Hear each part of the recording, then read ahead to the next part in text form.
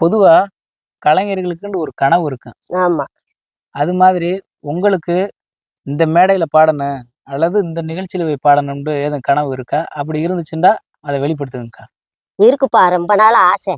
சொல்லுங்க. கிராமங்கள் எல்லாம் அப்படி பாடிக்கிட்டு தெரியுறோம். ஆனா ஆ, எல்லாரும் வாழ்த்துறாங்க. ஆ, நல்லா பாடுறியே, நீங்க சீ தமிழுக்கு போனா விஜய் டிவிக்கு போனா அப்படின்ட்டு சொல்றாங்க. ஆ. ஆனா போறதுக்கு வாய்ப்பு கிடைக்கலையேடா, என்ன பண்றது? இதுவரை கிடைக்கல. கிடைக்கல. ம்.